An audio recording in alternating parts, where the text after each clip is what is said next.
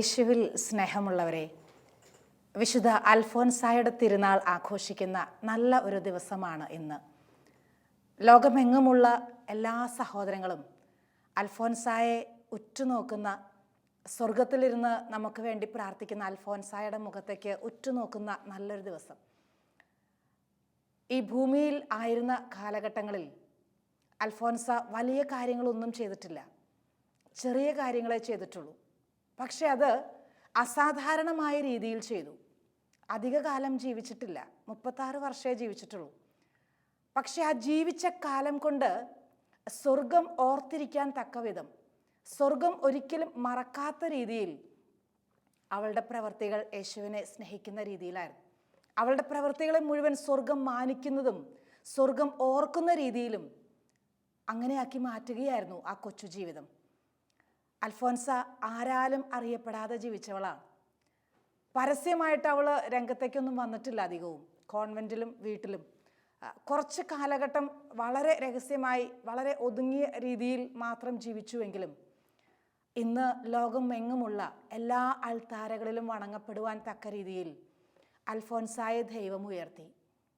അൽഫോൻസ ഈശോയെ സ്നേഹിച്ചതും, അൽഫോൻസായുടെ മനസ്സിൽ ഈശോയ്ക്ക് സ്ഥാനം കൊടുത്തതും, അൽഫോൻസ എങ്ങനെയാണോ ഈശോയെ മഹത്വപ്പെടുത്തിയതെന്നും ഇന്നത്തെ ദിവസം നമ്മളെല്ലാവരും ഓർക്കുകയാണ്.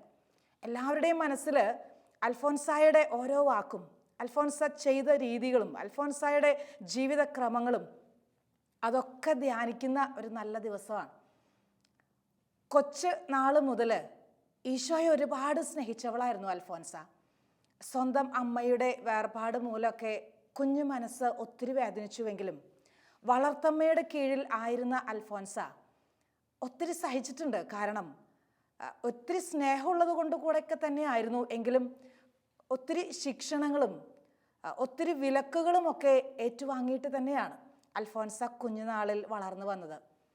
3 നേരം മാത്രമേ ഭക്ഷണം കഴിക്കാൻ പാടുള്ളൂ. അതിൽ കൂടുതൽ ഒരു പഴം ആരെങ്കിലും കൊടുത്താൽ അതുപോലും കഴിക്കാൻ പാടില്ല. സ്ട്രിക്റ്റ് ആയിട്ടാണ് വളർത്തിയത് വളർത്തമ്മ. എന്ത് ചെയ്താലും വഴക്ക് പറയും. അങ്ങോട്ട് തിരിഞ്ഞാലും പറയും, ഇങ്ങോട്ട് തിരിഞ്ഞാലും പറയും. എന്തിനും ഏതിനും ഒരു കുറ്റപ്പെടുത്തുന്ന രീതി അല്ലെങ്കിൽ ശിക്ഷണം ഏർപ്പെടുത്തുന്ന രീതി വളർത്തമ്മയുടെ ഭാഗത്തുണ്ടായിരുന്നു. നല്ല പരിശീലനം കൊടുക്കാൻ വേണ്ടി മാത്രമാണ്, ഒത്തിരി സ്നേഹമുള്ളത് കൊണ്ട് മാത്രമാണ്. പക്ഷേ അൽഫോൻസായുടെ കൊച്ചു മനസ്സിനെ അത് വല്ലാതെ വേദനിപ്പിച്ചിട്ടുണ്ട്. കുഞ്ഞു മനസ്സിൽ ഒരു അമ്മ ഉണ്ടായിരുന്നെങ്കിൽ ഇത്രയധികം തനിക്ക് സഹിക്കേണ്ടി വരില്ലായിരുന്നു എന്നൊക്കെ ചിന്തിച്ചിട്ടുണ്ട്. പക്ഷേ ഈ വേദനകളുടെ ഒക്കെ നടുവിലൂടെ കുഞ്ഞുനാൾ മുതൽ അൽഫോൻസ നടന്നു നീങ്ങിയപ്പോഴും ആ കൊച്ചു മനസ്സിൽ ഈശോയ്ക്ക് വലിയ സ്ഥാനം ഉണ്ടായിരുന്നു. ആ കൊച്ചു മനസ്സിൽ ഈശോയെ എന്നും സ്നേഹിക്കുമായിരുന്നു. കുഞ്ഞുനാൾ മുതൽ മനസ്സിൽ പറയുമായിരുന്നു, ഈശോയെ ഞാൻ ജീവിക്കുന്നു എങ്കിൽ അത് നിനക്ക് വേണ്ടിയിട്ടാണ്. എൻ്റെ ഹൃദയത്തിൽ സന്തോഷമുണ്ടെങ്കിൽ അത് നിന്നോടൊത്ത് മാത്രമാണ്. എൻ്റെ ജീവിതത്തിൽ വിജയം എന്ന ഒരു വസ്തുതയുണ്ട് എങ്കിൽ അത് നിന്റെ കൂടെ ജീവിക്കുന്നതിലുള്ള വിജയം മാത്രമാണ്. എപ്പോഴും മനസ്സിൽ അൽഫോൻസ സന്തോഷമുള്ളവളായിരുന്നു, എപ്പോഴും സന്തോഷിക്കുമായിരുന്നു. പൗലോസ്ലീഹ ഫിലിപ്പിയിലെ സഭയ്ക്ക് എഴുതിയ ലേഖനത്തിൽ 4-ാമത്തെ അധ്യായത്തിൽ 4-ാമത്തെ വചനം പറയുന്നില്ലേ, നിങ്ങൾ നമ്മുടെ കർത്താവിൽ എപ്പോഴും സന്തോഷിക്കുവിൻ, എപ്പോഴും നിങ്ങൾ സന്തോഷിക്കുവിൻ. അൽഫോൻസായുടെ ജീവിതത്തിൽ ഈ സന്തോഷം കുഞ്ഞുനാള് മുതൽ കാണാൻ കഴിയും. ഉള്ളിൻ്റെ ഉള്ളിൽ അവൾ ഒത്തിരി വേദനിച്ചിട്ടുണ്ട്, അവൾ ഒത്തിരി കരഞ്ഞിട്ടുണ്ട്, അവൾ ഒത്തിരി മാനസിക പീഡകളും മാനസിക സംഘടനകളും ഒക്കെ അനുഭവിച്ചിട്ടുണ്ട്. പക്ഷേ അവൾ അതീവമായ രീതിയിൽ ഉള്ളിൻ്റെ ഉള്ളിൽ ഒത്തിരി സന്തോഷം കർത്താവിനോടൊപ്പം ആനന്ദിച്ചിട്ടുമുണ്ട്. പുറം ലോകത്തിനൊന്നും അത് മനസ്സിലായിട്ടില്ല. ഒരുപക്ഷെ മറ്റുള്ളവർ കാണുമ്പോൾ വേദനയായിട്ട് തോന്നും. എങ്ങനെയാണാവോ ഇയാൾ സഹിക്കുക, എങ്ങനെയാണ് അൽഫോൻസ ഇതൊക്കെ സഹിച്ചു കൂട്ടുക?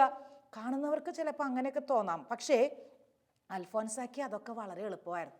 എത്ര വലിയ പ്രശ്നങ്ങൾ, കൈപ്പേറിയ അനുഭവങ്ങൾ ഒന്നിനു പുറകെ ഒന്നായി വീണ്ടും വീണ്ടും വന്നാലും അൽഫോൻസാക്ക് അതൊക്കെ വളരെ ലളിതമാണ്, വളരെ സിമ്പിളാണ്, വളരെ ഈസി ആയിട്ട് എടുക്കും. എന്ത് പ്രശ്നവും അതിൻ്റെ മീതെ കയറി നിൽക്കും. പ്രശ്നത്തിൻ്റെ അടിയിലേക്ക് പോകുകയല്ല, മറിച്ച് പ്രശ്നത്തിൻ്റെ മീതെ അൽഫോൻസ കയറി നിൽക്കും. ഒറ്റ കാര്യമേ ഉള്ളൂ, ഈശോയെ വല്ലാണ്ട് സ്നേഹിച്ചു. ഈശോയെ വല്ലാതെ കുഞ്ഞുനാൾ മുതൽ അൽഫോൻസ സ്നേഹിച്ചു. ആ ഒരു ഒറ്റ സ്നേഹത്തിൽ നിന്ന് എല്ലാവരെയും സ്നേഹിച്ചു. കൂടെയുള്ളവരെ ഒക്കെ, ആരെയൊക്കെ അറിയാവോ, ആരോടൊക്കെ ഇടപെടുന്നുണ്ടോ, ആരൊക്കെയായിട്ട് സംസാരിക്കുന്നുണ്ടോ അല്ലെങ്കിൽ ഒരുമിച്ച് ജീവിക്കുന്നുണ്ടോ അവരെയൊക്കെ ഹൃദയത്തിൽ സ്നേഹിച്ചും അവരെയൊക്കെ ആദരിച്ചും അവരെയൊക്കെ ബഹുമാനിച്ചും അവരിൽ ഈശോയെ കണ്ടും അൽഫോൻസ മുന്നേറുകയായിരുന്നു. എല്ലാവരും ഒരുപോലെ അൽഫോൻസായെ സ്നേഹിച്ചിട്ടില്ല. കൂട്ടത്തിലുണ്ടായിരുന്നവര് ഒരേപോലെ വലിയ സ്നേഹത്തോടെ ഒന്നും അല്ലായിരുന്നു അൽഫോൻസായോട് പെരുമാറിയത്. തെറ്റിദ്ധാരണകളും കുറ്റപ്പെടുത്തലുകളും ഒറ്റപ്പെടുത്തലുകളും ശകാരങ്ങളും തിരസ്കരണങ്ങളും ചതിയുടെ അനുഭവങ്ങളും എല്ലാം ഉണ്ടായിട്ടുണ്ട്. ആ കുറച്ച് നാളത്തെ ജീവിതത്തിനുള്ളിൽ ഒരു 36 വർഷം കൊണ്ട് ഒത്തിരി വർഷങ്ങളിലെ അനുഭവങ്ങൾ അൽഫോൻസ സ്വന്തമാക്കിയിട്ടുണ്ട്.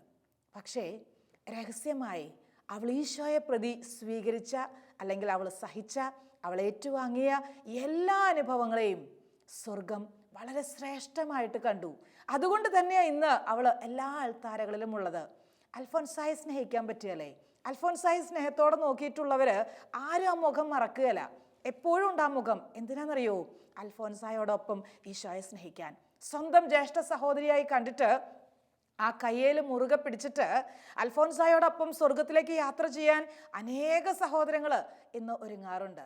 ഭരണങ്ങാനത്ത് അൽഫോൻസാമയുടെ മൃതശരീരം ഉൾക്കൊള്ളുന്ന ആ കബറിടത്തിന് ചുറ്റും പ്രാർത്ഥിക്കാനൊക്കെ അനേക ആയിരങ്ങൾ ഒന്നിച്ചു കൂടുമ്പോൾ, അനേക സഹോദരങ്ങൾ ഒന്നിച്ചു കൂടുമ്പോൾ ഒറ്റ പ്രാർത്ഥനയേ ഉള്ളൂ: ജീവിതത്തിൽ ഏറ്റുവാങ്ങേണ്ടി വരുന്ന എല്ലാ സഹനങ്ങളെയും, ജീവിതത്തിൽ അനുഭവിക്കേണ്ടി വരുന്ന എല്ലാ കൊടുങ്കാറ്റുകളെയും ശാന്തതയോടെ ഒന്ന് സ്വീകരിക്കാൻ അൽഫോൻസാമയെ ഒന്ന് സഹായിക്കണേ, ഞങ്ങൾക്ക് വേണ്ടി ഒന്ന് പ്രാർത്ഥിക്കണേ. ഒറ്റ പ്രാർത്ഥനയേ ഉള്ളൂ എല്ലാവരുടെയും മനസ്സിൽ. അൽഫോൻസാമ പറഞ്ഞത് ഇങ്ങനെയാണ്: ഞാൻ മിടുക്കിയാണ്. കാരണം എന്താണെന്നറിയോ? ക്രിസ്തുവിൻ്റെ കുരിശിലാണ് ഞാൻ. അവനോടുകൂടെ ഞാൻ കുരിശിലാണ്. ക്രിസ്തുവിൻ്റെ കുരിശിൻ്റെ ഒരു ഓഹരി എനിക്കുണ്ട്. അതുകൊണ്ട് തന്നെയാണ് ഞാൻ പറഞ്ഞത് ഞാൻ മിടുക്കിയാണെന്ന്. അൽഫോൻസാമ ബോധ്യത്തോടു കൂടെ തന്നെയാണ് പറഞ്ഞത്, ഞാൻ മിടുക്കിയാണ്. കാരണം ക്രിസ്തുവിൻ്റെ കുരിശിലാണ് ഞാൻ കിടക്കുക. ആ കുരിശിൻ്റെ ഓഹരി എനിക്കുണ്ട്. എന്തേ അങ്ങനെ പറയാൻ കാരണം? ഞാൻ മിടുക്കിയാണെന്ന് പറയാൻ കാരണം എന്താണ്? അൽഫോൻസാമയ്ക്ക് അറിയായിരുന്നു, തെറ്റ് ചെയ്തവർ മാത്രമല്ല ശിക്ഷിക്കപ്പെടുക. വേദനകൾ ജീവിതത്തിൽ സ്വീകരിക്കേണ്ടത് തെറ്റ് ചെയ്തവർ മാത്രമല്ല, അല്ലാത്തവരും ശിക്ഷിക്കപ്പെടാം. തെറ്റ് ചെയ്താലും ചെയ്തില്ലെങ്കിലും ശിക്ഷകൾ അല്ലെങ്കിൽ ശിക്ഷണങ്ങൾ ഏറ്റുവാങ്ങേണ്ടി വരാം. സഹനങ്ങൾ, പരാജയങ്ങൾ ജീവിതത്തിൽ ഉണ്ടാകാം, സാധ്യതയുണ്ട്. നിഷ്കളങ്കരായവർക്ക് ഒരു സഹനവും ഉണ്ടാകുകയല്ല. വിശുദ്ധിയിൽ ജീവിക്കുന്നവർക്ക്, ഒത്തിരി പ്രാർത്ഥിച്ച് ആത്മീയതയുടെ ഉന്നത തലങ്ങളിൽ എത്തിയിട്ടുള്ളവർക്ക് ഒരു സഹനവും ഉണ്ടാകുകയല്ല എന്നൊന്നും ഒരിക്കലും പറയാൻ പറ്റുകയില്ല.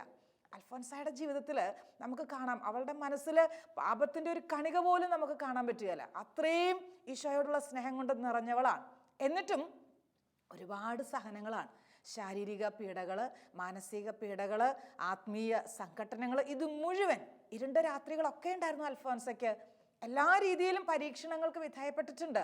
എല്ലാ രീതിയിലും പ്രലോഭനങ്ങൾക്കും, എല്ലാ രീതിയിലും തിന്മയുടെ ശത്രുവിൻ്റെ ആക്രമണത്തിനൊക്കെ ഇരയാകേണ്ടി വന്നിട്ടുണ്ട്. രോഗപീഠകൾ ഒന്നിനു പുറകെ ഒന്നായി, എത്രയോ അവസ്ഥകൾ, എത്രയോ ഉറക്കമൊക്കെ രോഗത്തിൻ്റെയൊക്കെ മൂർധന്യ അവസ്ഥയിൽ 3 വർഷത്തോളമൊക്കെ 1 മണിക്കൂർ അല്ലെങ്കിൽ അരമണിക്കൂർ അത്രയൊക്കെ ഉറങ്ങാൻ പറ്റിയിട്ടുള്ളൂ. ചില ദിവസങ്ങളിലൊക്കെ 50ഉം 100ഉം പ്രാവശ്യമൊക്കെ രക്തം ഛർദ്ദിച്ചിട്ടുണ്ട്. ഒത്തിരി രോഗിയായി കിടന്നിട്ടുണ്ട്. ഇപ്പം മരിക്കും അങ്ങനെയൊക്കെ കൂടെയുള്ളവർ കരുതിയിട്ടുണ്ട്. പക്ഷേ അൽഫോൻസ പറയാണ്, ഞാൻ കുരിശിലാണ്, ഞാൻ ക്രിസ്തുവിൻ്റെ കുരിശിലാണ് എന്ന് അൽഫോൻസ പറയുമ്പോൾ ഒരു കാര്യം നമുക്ക് വ്യക്തമാണ്: തനിച്ചല്ല. കുരിശ് വഹിക്കുമ്പോൾ, സഹനങ്ങളിലൂടെ യാത്ര ചെയ്യുമ്പോൾ ഒരിക്കലും നമ്മൾ തനിച്ചല്ല എന്ന വലിയ സത്യം അൽഫോൻസാക്ക് ബോധ്യമുണ്ടായിരുന്നു. കാരണം കുരിശിൻ്റെ മറുവശം എനിക്കും നിങ്ങൾക്കും വേണ്ടിയിട്ടുള്ളതാണ്. ഒരു വശത്ത് കുരിശിൽ ക്രിസ്തു കിടക്കുമ്പോൾ കുരിശിൻ്റെ മറുവശം എനിക്കും നിങ്ങൾക്കും കൂടെ വേണ്ടിയിട്ടുള്ളതാണ്. അൽഫോൻസയ്ക്ക് ആ ബോധ്യം ഉണ്ടായിരുന്നു. അതുകൊണ്ട് തന്നെ അൽഫോൻസ കുരിശിൽ ചാടിക്കേറി കർത്താവിൻ്റെ ഒപ്പം കിടക്കുകയാണ്. അൽഫോൻസ അതുകൊണ്ടാണ് പറയണത്, ഞാൻ ക്രിസ്തുവിൻ്റെ കൂടെ കുരിശിലാണ്. സഹനങ്ങളാണല്ലോ കുരിശ്, സന്തോഷത്തിൻ്റെ ഒരു അനുഭവം അല്ലല്ലോ. പക്ഷേ ആ അവസ്ഥയിലും അൽഫോൻസായുടെ മനസ്സ് ആനന്ദം കൊണ്ട് നിറയാൻ, സന്തോഷം കൊണ്ട് നിറയാൻ. ഉള്ളിൻ്റെ ഉള്ളിൽ ആർക്കും നഷ്ടപ്പെടുത്താൻ കഴിയാത്ത ഒരു വലിയ സന്തോഷത്തിൻ്റെ നിറവ് അൽഫോൻസ അനുഭവിക്കുകയാണ്. ഞാൻ ഓർക്കാണ്, ഒരു സഹോദരൻ കുറച്ച് നാൾ മുമ്പ് പ്രാർത്ഥിക്കാനായിട്ട് വന്നപ്പോൾ ഇങ്ങനെ പറയുകയായിരുന്നു. അദ്ദേഹത്തിന് തൊണ്ടയിൽ ക്യാൻസറാണ്. ക്യാൻസറിൻ്റെ ട്രീറ്റ്മെൻറ്റൊക്കെ ചെയ്യുന്നുണ്ട്, കീമോതെറാപ്പിയൊക്കെ നടക്കുന്നുണ്ട്. ഇദ്ദേഹം പറഞ്ഞത് ഇങ്ങനെയാണ്: വർഷങ്ങളായിട്ട് ഇടവകയിൽ വേദപാഠത്തിൻ്റെ പ്രധാന അധ്യാപകനായിട്ട് ശുശ്രൂഷ ചെയ്യാൻ വർഷങ്ങളോളമായിട്ട് നടക്കുന്നൊരു ശുശ്രൂഷയാണ്.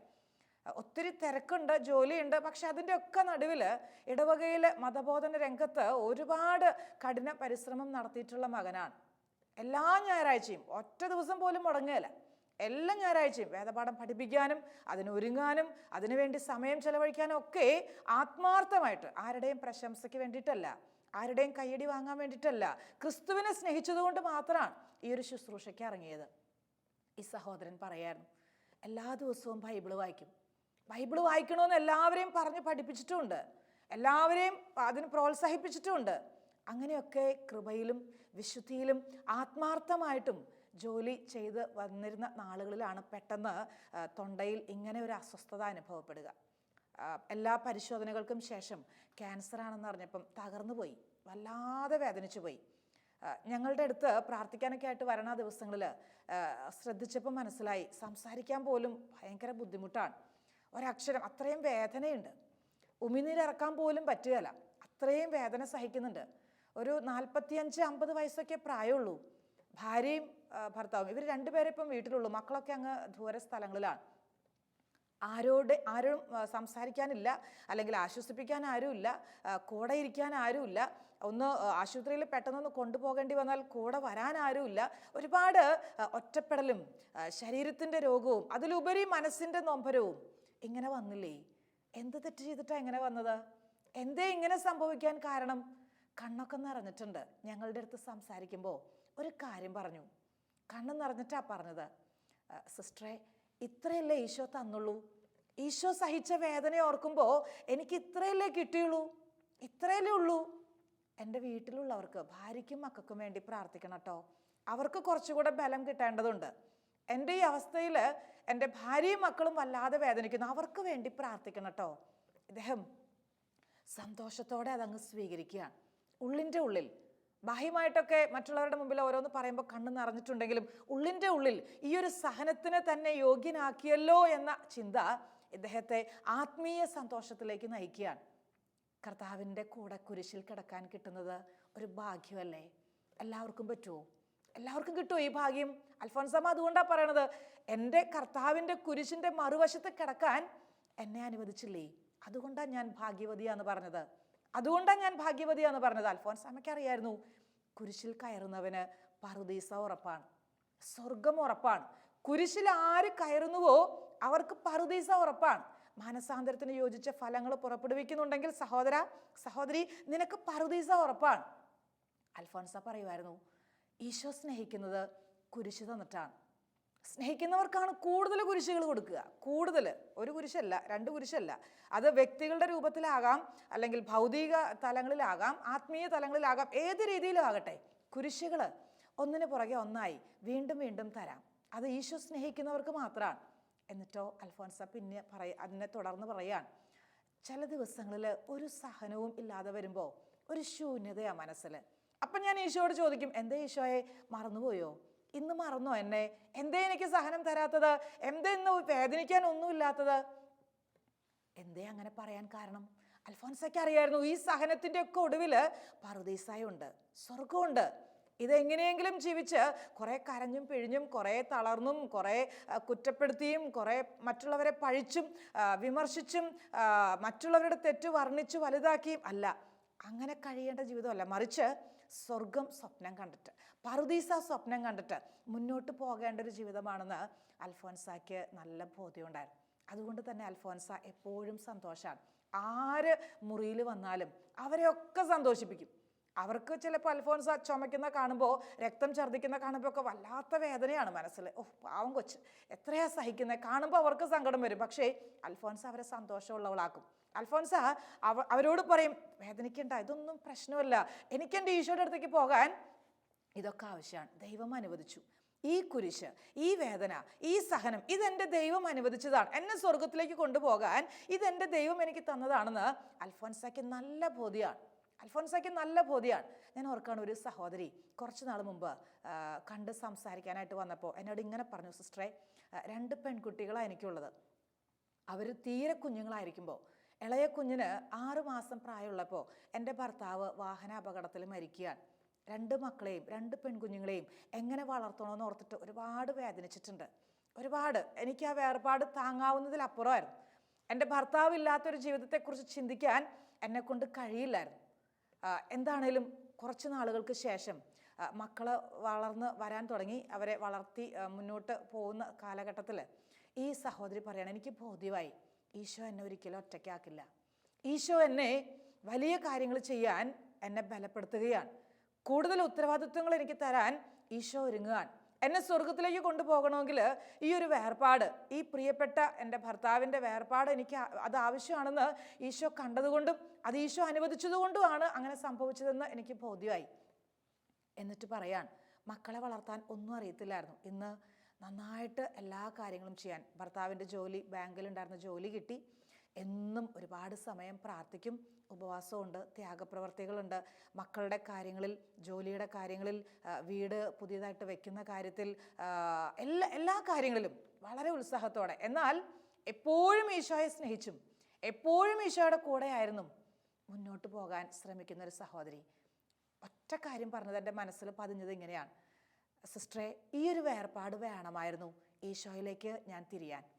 ഈ ഒരു വേർപാട് വേണമായിരുന്നു. ഭർത്താവ് കൂടെ ഉണ്ടായിരുന്നെങ്കിൽ എൻ്റെ ഈശോയെ ഇത്രയധികം ഞാൻ സ്നേഹിക്കില്ലായിരുന്നു. എൻ്റെ ഈശോയുടെ അടുത്ത് ഇത്രയധികം സമയം ഇരിക്കാൻ എനിക്ക് കിട്ടില്ലായിരുന്നു.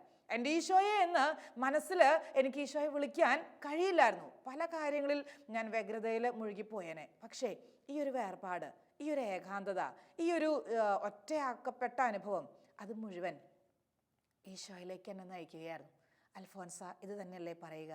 എന്തിനു വേണ്ടിയിട്ടാണ് നീ സഹിക്കുന്നത് എന്ന് നിന്റെ മനസ്സിൽ ബോധ്യമുണ്ടെങ്കിൽ നിന്റെ സഹനത്തിൻ്റെ നാളുകളൊക്കെ വളരെ എളുപ്പമാണ്. സഹിക്കാൻ വളരെ ആവേശം തോന്നും നമുക്ക്. എത്ര സഹനം കിട്ടിയാലും പിന്നെയും സഹിക്കാം. അൽഫോൻസായുടെ മുഖത്ത് ആ പ്രസാദം കണ്ടിട്ടില്ലേ? എന്തോ ഒരു ചൈതന്യം ആ മുഖത്ത്, എന്തോ ഒരു ഐശ്വര്യം ആ മുഖത്ത്. സഹിച്ചാണ് അവൾ ആ ഒരു ഐശ്വര്യവും സന്തോഷവും സൗന്ദര്യമൊക്കെ വർദ്ധിപ്പിച്ചെടുത്തത്. ഒത്തിരി കരഞ്ഞിട്ടുണ്ട്, ലോകം കണ്ടിട്ടില്ല. ഒത്തിരി സഹിച്ചിട്ടുണ്ട്, ലോകം അറിഞ്ഞിട്ടില്ല. പക്ഷെ കർത്താവ് കണ്ടു, സ്വർഗം കണ്ടു. സ്വർഗം അവളെ മാനിച്ചു. സഹനത്തിൻ്റെ നിമിഷങ്ങളിൽ ഒരിക്കലും നീ ഒറ്റയ്ക്കല്ല കേട്ടോ, ഒരിക്കലും ഒറ്റയ്ക്കല്ല. നിന്നെ സ്വർഗത്തിലേക്ക് കൊണ്ടുപോകാൻ കർത്താവ് ഒരുക്കി തന്നതാണ്. കർത്താവ് ഒരുക്കി വെച്ച ഏറ്റവും നല്ല വഴികൾ. പ്രിയമുള്ള സഹോദരങ്ങളെ, അൽഫോൻസായുടെ ജീവിതത്തിൽ ഉണ്ടായിരുന്ന എല്ലാ പുണ്യങ്ങളും, എല്ലാ സുഹൃതങ്ങളും, അവളുടെ അരികിലേക്ക് ആരൊക്കെ ചെല്ലുന്നുവോ അത് മുഴുവനും നമുക്ക് പങ്കുവെച്ച് തരും. ഉള്ളത് മുഴുവൻ പങ്കുവെക്കാൻ വലിയ ഇഷ്ടമുള്ള ആളായിരുന്നു അൽഫോൻസ. എന്ത് കയ്യിലുണ്ടോ അത് തരാൻ, അത് ഇഷ്ടമുള്ളവർക്ക് മുഴുവൻ കൊടുക്കുമായിരുന്നു. ഇഷ്ടമുള്ളവർക്ക്. കുഞ്ഞുങ്ങളൊക്കെ സ്കൂളിലൊക്കെ പോകുന്ന സമയത്ത് അൽഫോൻസയുടെ അടുത്തേക്ക് ഓടി വരുമായിരുന്നു സംസാരിക്കാനും, സ്നേഹത്തോടെ അൽഫോൻസായോട് കൂടെ ഇരുന്ന് പ്രാർത്ഥിക്കാനും. അൽഫോൻസ അവരെ പ്രാർത്ഥിക്കാൻ പഠിപ്പിക്കുമായിരുന്നു. അവർക്ക് വേണ്ട കൊച്ചു കാര്യങ്ങളൊക്കെ പറഞ്ഞു കൊടുക്കുമായിരുന്നു. സ്നേഹത്തോടെ അവരെ സ്വീകരിക്കുമായിരുന്നു, അവരുടെ അടുത്ത് ഇടപെടുമായിരുന്നു. കുഞ്ഞുങ്ങളോടൊക്കെ വലിയ വാത്സല്യമായിരുന്നു അൽഫോൻസാക്ക്. അവർക്ക് ഇഷ്ടമുള്ളതൊക്കെ ചെയ്തു കൊടുക്കുമായിരുന്നു. പ്രിയമുള്ള സഹോദരങ്ങളെ, അൽഫോൻസായുടെ അടുത്തേക്ക് ആര് ചെന്നാലും പ്രായമുള്ളവരാണെങ്കിലും കുഞ്ഞുങ്ങളാണെങ്കിലും യുവ സുഹൃത്തുക്കളാണെങ്കിലും ആര് ചെന്നാലും വേണ്ടത് മുഴുവൻ ഈശോയുടെ കയ്യിൽ നിന്ന് വാങ്ങി തരികയാണ്. ചോദിക്കുന്നത് മുഴുവൻ വാങ്ങി തരികയാണ്. അൽഫോൻസ ഒരിക്കൽ പറഞ്ഞു, നിങ്ങൾ എൻ്റെ അടുത്ത് പ്രാർത്ഥിക്കാൻ വരുമ്പോൾ ഒരു കാര്യം കൂടുതൽ നിങ്ങൾക്ക് കിട്ടും. എന്താണെന്നറിയോ? സഹിക്കാനുള്ള അനുഭവങ്ങൾ. സഹിക്കാൻ ഇഷ്ടം പോലെ ഒരു പക്ഷേ കിട്ടും. കാരണം ഞാൻ പ്രാർത്ഥിക്കുമ്പോഴൊക്കെ അതിന് ഉത്തരം കിട്ടണത് സഹനത്തിലൂടെയാണ്. ഞാൻ എന്തെൻ്റെ ഈശോയോട് പറഞ്ഞാലും എനിക്ക് സഹനമാണ് കിട്ടാറ്. അതുകൊണ്ട് എനിക്ക് ഉള്ളതേ എനിക്ക് നിങ്ങൾക്ക് തരത്തുള്ളൂ. സഹനത്തിൻ്റെ അനുഭവം ഉണ്ടാവും. പക്ഷേ ഒരു കാര്യം ഉറപ്പാ, ഈശോ കൂടെയുണ്ട്. സഹിക്കുന്നവരുടെ കൂടെ ഈശോ ഉണ്ട്, വേദനിക്കുന്നവരുടെ കൂടെ ഈശോ ഉണ്ട്. സാധാരണഗതിയിൽ സഹനങ്ങൾ വരുമ്പോൾ അൽഫോൻസ എങ്ങനെയാ അതിനെ അതിജീവിച്ചെന്നറിയോ? ദൈവിക പുണ്യങ്ങൾ, വിശ്വാസം, പ്രത്യാശ, സ്നേഹം, ഈ 3 പുണ്യങ്ങൾ ജീവിതത്തിൽ അങ്ങ് നന്നായിട്ട് വളർത്തിയെടുത്തു.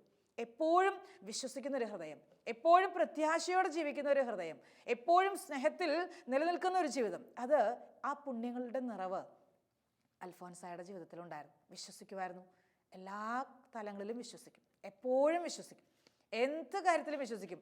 ചില പ്രശ്നങ്ങൾ വരുമ്പോൾ ചിലർ പറയും, ഇനി ഒരിക്കലും നടക്കാൻ പോണില്ല, ഇനി ഒരിക്കലും അത് സംഭവിക്കുകയില്ല, ഇനി ഒരിക്കലും അതിൽ നിന്ന് രക്ഷപ്പെടാൻ പറ്റുകയില്ല, ഞാൻ ഈ കെണിയിൽ പെട്ടുപോയി, ഈ കെണിയിൽ നിന്നൊരു മോചനം എനിക്ക് കിട്ടുകയില്ല, ഈ ഒരു വ്യക്തിബന്ധം ഇനി ഇത് കണ്ടിന്യൂ ചെയ്യാൻ തുടർന്നുകൊണ്ട് പോകാൻ കഴിയില്ല എൻ്റെ സാമ്പത്തിക മേഖല അത് മുഴുവൻ പരാജയപ്പെട്ടു പോയി, ഇനി ഒരിക്കലും അതിൽ നിന്ന് കരകയറാൻ പറ്റുകയില്ല. അപ്പം ഇങ്ങനെ വേദനിക്കുന്ന ഒരുപാട് അനുഭവങ്ങൾ ജീവിതത്തിലേക്ക് വരുമ്പോൾ വിശ്വാസം പെട്ടെന്ന് നഷ്ടപ്പെട്ടു പോകാൻ സാധ്യതയുണ്ട്. അൽഫോൻസ പറഞ്ഞു തരും, മോനെ മോളെ, നീ ആഴത്തിൽ വിശ്വസിക്കുക, ദൈവത്തിൽ വിശ്വസിക്കുക. വിശ്വസിക്കാൻ പറ്റുന്നുണ്ടെങ്കിലും ഇല്ലെങ്കിലും ഹൃദയത്തിൽ പറയണം, ഞാൻ വിശ്വസിക്കുന്നു ദൈവമേ, ഞാൻ വിശ്വസിക്കുന്നു ദൈവമേ, എല്ലാ സാഹചര്യത്തിലും ഞാൻ വിശ്വസിക്കുന്നു ദൈവമേ. വഴിയൊന്നും തെളിയുന്നില്ല, മുന്നോട്ട് ഏത് വഴി കൂടിയാണ് പോകേണ്ടതെന്ന് ഒന്നും അറിയത്തില്ല, പക്ഷേ മനസ്സിൽ ആവർത്തിച്ച് പറയണം, ഞാൻ വിശ്വസിക്കുന്നു ദൈവമേ, ഞാൻ വിശ്വസിക്കുന്നു ദൈവമേ. അതുപോലെ പ്രത്യാശ, എല്ലാ സാഹചര്യത്തിലും ഒരു പ്രത്യാശയുടെ അനുഭവം. ഏത് സാഹചര്യത്തിലും നമ്മുടെ വാതിലുകളും മുഴുവനും അടഞ്ഞടഞ്ഞ് വരികയാണെങ്കിലും ഓരോ പ്രതിസന്ധി കഴിയുന്തോറും അതിൽ കൂടുതൽ പ്രതിസന്ധിയാണ് വരുന്നതെങ്കിൽ പ്രത്യാശ കൈവിടാതെ ദൈവം ഒരു വഴി ഒരുക്കി തരും. ദൈവം ഒരു വാതിൽ എനിക്ക് വേണ്ടിയിട്ട് തുറന്നു തരും. പ്രത്യാശയോടെ ജീവിക്കാൻ, പ്രത്യാശയോടെ. അൽഫോൻസയുടെ ജീവിതത്തിലുണ്ടായ ഒരു കൊച്ചു സംഭവം, കോൺവെൻറ്റിൽ ചേരാൻ ആഗ്രഹിച്ചിട്ട് അതിനു വേണ്ടി പ്രാർത്ഥിച്ചൊരുങ്ങുന്ന സമയമാണ്. അന്നേരം മനസ്സിലായി വിവാഹാലോചനകൾ കൊണ്ടുവരാൻ വീട്ടിലുള്ളവർ തുനിയുകയാണ്, അതിനുവേണ്ടി അവർ ഒരുങ്ങുകയാണ്. അൽഫോൻസ ചെയ്തത് എന്താണെന്നറിയാവോ? പ്രത്യാശ നഷ്ടപ്പെടുത്തിയില്ല. ഒരിക്കലും അവർ മാതാപിതാക്കൾ വളർത്തുന്നവർ അവർ സമ്മതിക്കില്ല എന്ന് നല്ല ബോധ്യമുണ്ട്. എന്നാൽ പിന്നെ അങ്ങനെ അങ്ങ് ആയിക്കോട്ടെ, അല്ല, അൽഫോൻസ അതിനെ അങ്ങ് അതിജീവിക്കുകയാണ്. ഉള്ളിലെ ആഗ്രഹം, ഈശോയ്ക്ക് വേണ്ടി ജീവിക്കണം എന്നുള്ള ആ ആഗ്രഹത്തെ അത് പൂർത്തീകരിക്കാൻ വേണ്ടിയിട്ട് എത്ര വലിയ പ്രതിസന്ധിയെയും ചാടിക്കടക്കാൻ അൽഫോൻസ തയ്യാറാവാൻ. എന്നാ ചെയ്തെന്നറിയോ? ചൂടുള്ള ആ എരിതീയിലേക്ക് കാല് ഇറക്കി വയ്ക്കുകയാണ്. ഇച്ചിരി റിസ്ക്കാണ് ചെയ്തത്, അത്ര ഈസി ആയിട്ടൊന്നും നമുക്ക് തോന്നില്ല. പക്ഷേ അൽഫോൻസ ആരും അറിയാണ്ട് ചെന്നിട്ട് കാല് ആ തീയിലേക്ക് അങ്ങ് വെക്കുകയാണ്. മൊത്തം പൊള്ളിപ്പോയി. പെട്ടെന്ന് കാല് വെച്ചപ്പാടെ അതങ്ങ് താന്നുപോയി, കാല് താന്നുപോയി, നന്നായിട്ട് പൊള്ളി, കാല് നന്നായിട്ട് പൊള്ളി. എങ്ങനെയോ അതിൻ്റെ ഉള്ളിൽ നിന്ന് ചാടിക്കയറി കാല് നന്നായിട്ട് പൊള്ളി. കുറേ നാൾ പിടിച്ചു ആ മുറിവൊക്കെ ഒന്ന് ഉണങ്ങാൻ. എന്തിനാ ഇങ്ങനെ ചെയ്തെന്നറിയോ? അതിൻ്റെ ചൂടും അല്ലെങ്കിൽ അതൊന്നും ആസ്വദിക്കാൻ വേണ്ടിയിട്ടല്ല, മറിച്ച് ആ ഒരു സാഹചര്യത്തെ അതിജീവിക്കാൻ, വിവാഹം എന്ന ആ കടമ്പയെ കടക്കാൻ, അതിലുപരി കർത്താവിൻ്റെ കൂടെ മാത്രമായിരിക്കാൻ, ലോകത്തിൻ്റെ മറ്റു ഒരു വഴികളിലേക്കും പോകാതെ ക്രിസ്തുവിനെ മാത്രം ഹൃദയത്തിൽ പൂജിച്ച് ക്രിസ്തുവിനെ മാത്രം സ്നേഹിച്ച് മുന്നോട്ട് പോകാൻ ആഗ്രഹിച്ച അൽഫോൻസാക്ക് വേറെ വഴിയില്ലായിരുന്നു. അൽഫോൻസയുടെ മനസ്സിൽ വന്ന ഒരു ചിന്തയും ഒരു തീരുമാനവും അങ്ങനെയായിരുന്നു. അങ്ങനെ തന്നെ അങ്ങ് ചെയ്യാൻ ആ പ്രത്യാശ നഷ്ടപ്പെടുത്തിയില്ല. അതിലുപരി അൽഫോൻസയുടെ മനസ്സിൽ എപ്പോഴും സ്നേഹമാണ്, എപ്പോഴും സ്നേഹമാണ്. സന്തോഷത്തോടെയാണ്, സ്നേഹത്തോടെയാണ് കുരിശുകളെ അൽഫോൻസ ആശ്ലേഷിച്ചിട്ടുള്ളത്. എപ്പോഴും സ്നേഹം. ആ സ്നേഹത്തിൽ നിന്ന് എല്ലാവരോടും സ്നേഹം, ക്ഷമിച്ചിട്ടുണ്ട് ഇഷ്ടം പോലെ, പലതും മറന്നു കളഞ്ഞിട്ടുണ്ട്, പലതും മനസ്സിൽ നിന്ന് മായച്ച് കളഞ്ഞിട്ടുണ്ട്. അൽഫോൻസ ഒന്നും മനസ്സിൽ സൂക്ഷിച്ചിട്ടില്ല. കയ്പ് നിറഞ്ഞ വേദനകളും മറ്റുള്ളവരുടെ ചില വാക്കുകളും ചില പ്രതികരണങ്ങളും എല്ലാം മനസ്സിൽ നിന്ന് മായച്ച് കളഞ്ഞ് ഉള്ളിൽ സ്നേഹം കൊണ്ട് നിറഞ്ഞിരുന്നു, ഉള്ളിൽ സ്നേഹം കൊണ്ട് എപ്പോഴും നിറഞ്ഞിരുന്നു. നമുക്ക് പ്രാർത്ഥിക്കാം അൽഫോൻസായോട്. അൽഫോൻസ സ്വർഗത്തിലിരുന്ന് നമുക്ക് വേണ്ടി പ്രാർത്ഥിക്കും. ദൈവത്തിൻ്റെ ഹൃദയത്തിൽ ഒരു നല്ല കയ്യൊപ്പ് ഏറ്റുവാങ്ങിയവളാണ് അൽഫോൻസ. ദൈവത്തിൻ്റെ ഹൃദയത്തിൽ ഒരു കയ്യൊപ്പിടാൻ അൽഫോൻസാക്ക് കഴിഞ്ഞിട്ടുണ്ട്. അൽഫോൻസയുടെ ഹൃദയത്തിൽ കർത്താവും കയ്യൊപ്പ് വെച്ചു, അൽഫോൻസാക്കും കർത്താവിൻ്റെ ഹൃദയത്തെ സ്വാധീനിക്കാൻ കഴിഞ്ഞു. അതുകൊണ്ട് തന്നെ അൽഫോൻസ എന്ത് പറഞ്ഞാലും ഈശോയ്ക്ക് ചെയ്തു തരാതിരിക്കാൻ പറ്റുകയില്ല.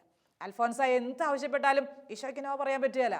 നമ്മുടെ ഏതാവശ്യവും അൽഫോൻസായോട് പറയാം. പ്രത്യേകിച്ച് സ്നേഹത്തിൻ്റെ തലങ്ങളിൽ, സഹനത്തിൻ്റെ മേഖലയിൽ, വിശുദ്ധിയുടെ തലങ്ങളിൽ, ആത്മീയതയുടെ മേഖലകളിൽ നമുക്ക് ചോദിക്കാം അൽഫോൻസായുടെ സഹായം.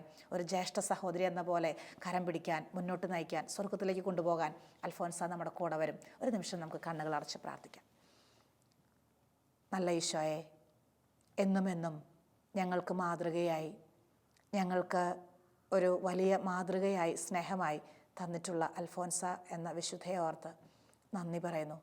ഒരു ജ്യേഷ്ഠ സഹോദരിയെ പോലെ കാര്യങ്ങൾ തുറന്നു പറയാനും, ഞങ്ങളെ മനസ്സിലാക്കാനും, ഞങ്ങളുടെ കൂടെ നടക്കാനും അങ്ങ് ഞങ്ങൾക്ക് തന്ന വിശുദ്ധ അൽഫോൻസായെ ഓർത്ത് അങ്ങയെ വാഴ്ത്തി സ്തുതിക്കുമ്പോൾ അൽഫോൻസാമയിലുണ്ടായിരുന്ന എല്ലാ പുണ്യങ്ങളും എല്ലാ സുഹൃതങ്ങളും ഞങ്ങളുടെ ജീവിതങ്ങളിലേക്കും അവിടുന്ന് പ്രദാനം ചെയ്യണമേ എന്ന് പ്രാർത്ഥിക്കുന്നു. എന്നുമെന്നും അങ്ങയെ സ്നേഹിക്കാൻ, അങ്ങയെ മാത്രം സ്നേഹിക്കാൻ, അങ്ങയുടെ കൂടെ മാത്രമായിരിക്കാൻ ഞങ്ങളെ സഹായിക്കണമേ. നിത്യം പിതാവും പുത്രനും പരിശുദ്ധാത്മാവുമായ സർവേശ്വര എന്നേക്കും ആമേൻ.